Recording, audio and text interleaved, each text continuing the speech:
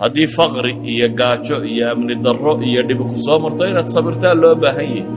ilaa aad ka gaadhaysa nicma alcabdu innahu awaab haddii magac iyo maamuus iyo xoolo iyo sulto iyo waxaan ku soo maranayana imtixaan kalow inaad shukri noqdo abaalkeed marisaa baa lagaa rabaa ilaa aad ka gaadhaysa mansilada ah nicma alcabdu innahu awaab idan waxaan leenahay dunidu aynu ku nool lahay waa imtixaan gebigeedba nabluukum bisharri waalkhayr bay taagantay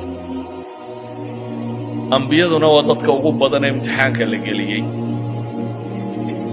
nabiyullaahi moxamed calayhi salaatu wasalaam wuxuu ka mid yahay ambiyada imtixaanaadka oo dhammi soo mareen isagoo laga xoog badan yahay oo saxaabadiisa hortiisa lagu tumayo lagu garaacayo wuu soo maray isagoo xoog badan oo sulta iyo power haysto dowladdiisu xoog badantay oo dadku afwaajan diinta u soo gelaya wuu soo maray waxay yidhaahdaan rasuulku calayhi salaatu wasalaam muxamedi imtixaanaadka dhammaantood wuu soo maray ay imtixaanaad sheegata bay leeyihin haddaad siirada nebi moxamed akhrido waad ku arkaysaa wax u dhigma ay imtixaan bini aadam uu sheegtana qur-aanku taariikhda uu ka warramaya ambiyada waad ku dhex arkaysaa maalan nebiyullaahi moxamed calayhi salaatu wasalaam fitnatu lqariib buu soo maray dadkii u dhowaayoo lagu itixaamay isagoo rasuul ah oo ilaahay soo diray oo dadka khayr u sheegaya ayaa dadka kuwii ugu dhowaa beeniyeen abujahl iyo abulahab iyo quraysh iyo tolkii ugu dhowaa adigoo wanaag sheegayoo lagu leeyahy waa kadaab waa beenaale ama waa saaxir ama waa caynkan uu tilmaamayo ilaa xad intay daba galaan adeerkii uu daba socdo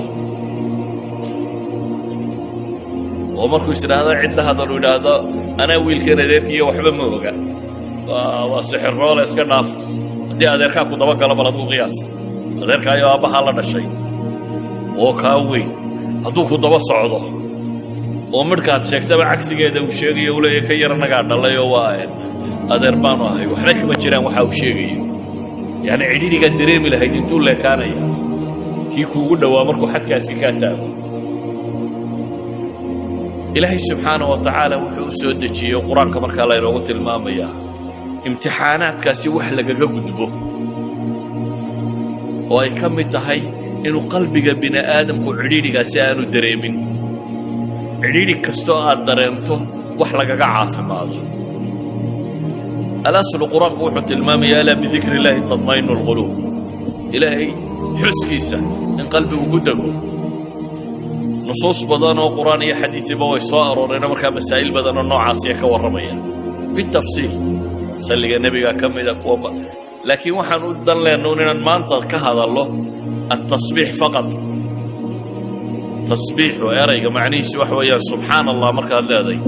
ilaahay baad xumo ka hufaysaa bay odhan jireen culammada soomaaliyeed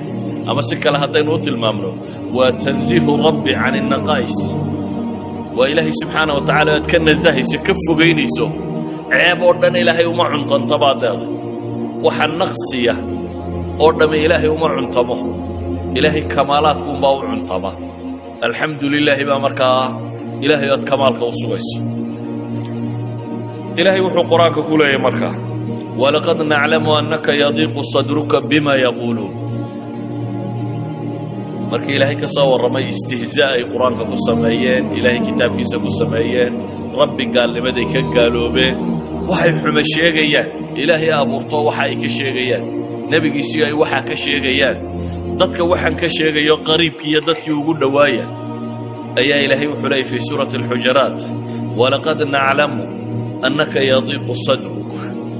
waa ognay baa ilaahay yidhi in laabtaadu cidhiidhiyoomayso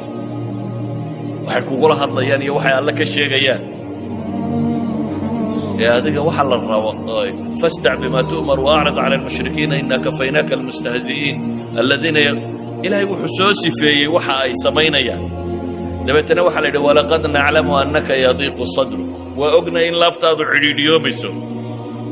ee fasabbix bixamdi rabbik wa kun min asaajidiin fasabbix tasbiixso ilaahay xumo ka huf multabisan bixamdi rabbik adigoo ku maraya amase ku dheehaya alle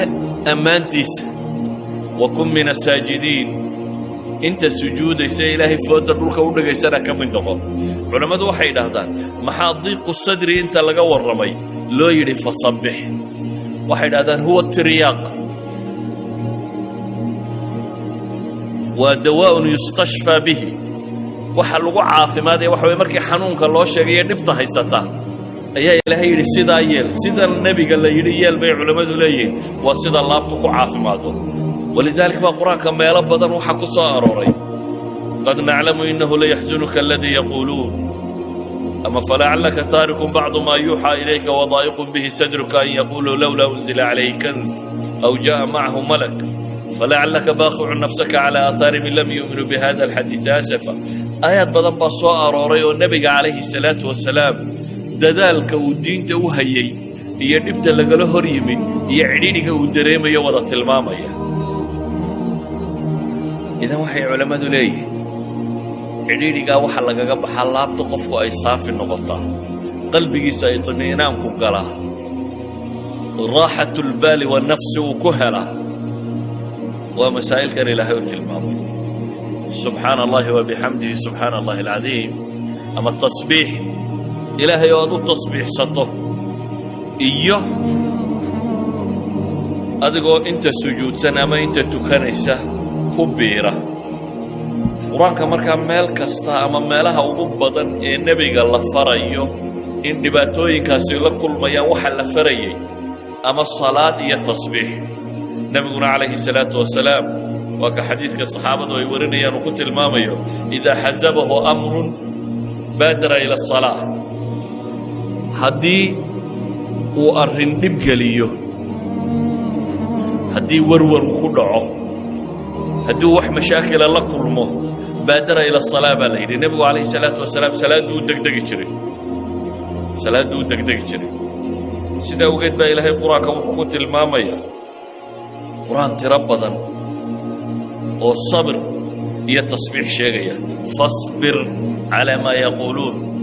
wasabbix bixamdi rabbika qabla طuluuci shamsi waqabla guruubiha ومن الليل فصبحوا وأدبار السجود في سورة غافر إلهي وحليه فاصبر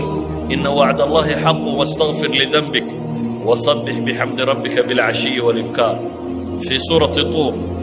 إلهي وحليه واصبر لحكم ربك فإنك بأعيننا وصبح بحمد ربك حين تقوم ومن الليل فصبح وإدبار السجود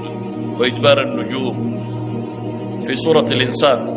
فاصبر لحكم ربك ولا تطع منهم آثما أو كفورا واذكر اسم ربك بكرة وأصيلا ومن الليل فاسجد له وسبحه ليلا طويلا صور كائن سوى آخرنا يوردن الله سبحانه وتعالى وحو النبي سي محمد عليه الصلاة والسلام وطل ماميا وحا وكلام كل ما يددكاسي إن يهين وحا عديدي قلينيا waxay ku hadlayaan wax xun inuu yahay nabiguna calayhi salaatu wasalaam rabbi wax ka sheegiisa iyo diinta wax ka sheegeeda inuu cidhiidhi dareemi doono dabeetana waxaa loo tilmaamay sabir tasbiixsana ama tuko suwar kalena iyadoo salaada iyo sabirku isku xidhan yihin wastaciinuu bisabri wasalaa ilaahay uu ku tilmaamayo waa soo aroortay